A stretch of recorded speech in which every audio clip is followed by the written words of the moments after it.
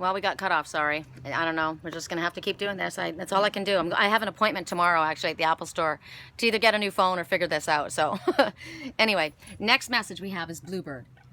I love the Bluebird. And we see these in Wisconsin a lot, too. I'm so excited to see all these animals that we're speaking about. Gentleness brings happiness. So the Bluebird of happiness, you know, we've spoken about that, right?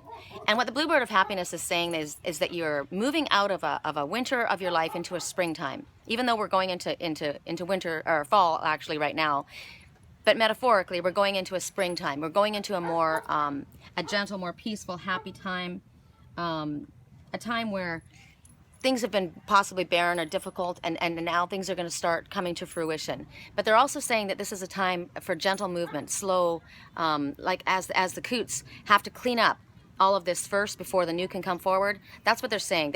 This needs to be done. We need to allow the season to pass. We need to allow things to unroll and come in a gentle appearance. And we recognize that the seeds that we have planted, in all the work that we have done, it's coming to fruition, and they say it's going to come to fruition before the end of this season. So we've had a lot of that about the season.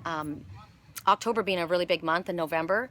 I heard October, November we're dancing, and that means moving in harmony. So before the end of this season, I would say before the end of December, the things that you have been planting and working towards are going to be reaping. You're going to be reaping them. And again, this is not the time to push. This is not the time to force. This is not the time to shove things down. This is definitely a time to go slowly and gently and allow transition to take its time in the manner that it's best for us. And then the happiness, you know, and contentment and the things that we want are going to come the way that it's supposed to come. So that's what's going to happen if we follow Spirit's advice.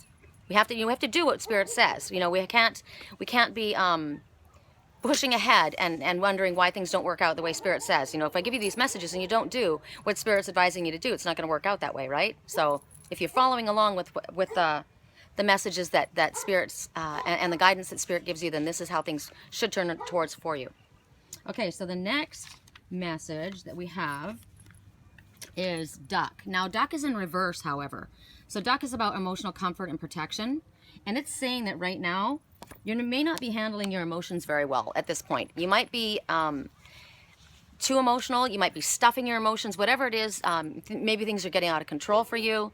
And you need to experience your emotions. You need to actually handle them the way they are and allow them to come out. If this is a time of difficulty for you, time where you're struggling and you feel like crying, cry. You need to let it out. Don't stuff your feelings. Don't pretend that you don't have the feelings that you have. You need to face what's coming up. With the coots eating all of the undergrowth and the brush and the junk and from the past, it's facing what it is. Whatever our demons are, face them, pull it up, look at it, face it, deal with it so that you can let it go. Because if you're not going to do that, you're not going to move forward. You're going to be stuck. So if you need to step back, wondered if somebody came by. No, all right. I saw a big white bird. If you need to step back from the situation and, you know, and handle your emotions, then do that.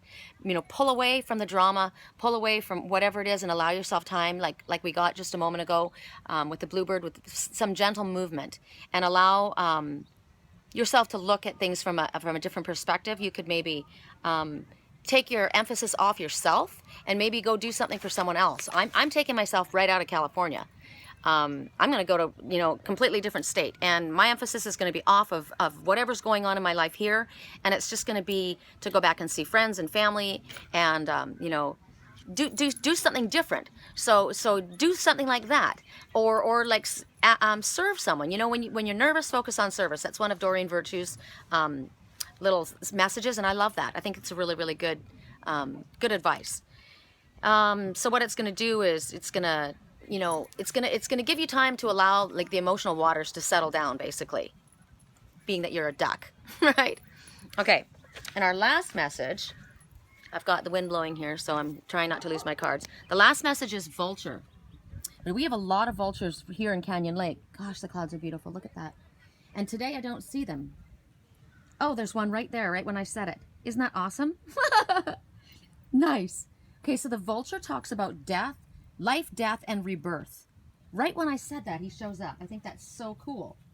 So you think about what the vulture does. You know, the vulture cleans up, you know, the carrion, right? It cleans up, you know, old dead carcasses, and it's so it's about making use of what is there, and make something productive, and it feeds the birds, and it cleans up the area and takes care of things like that. So what you need to understand about Vulture is that there's an order for things to happen.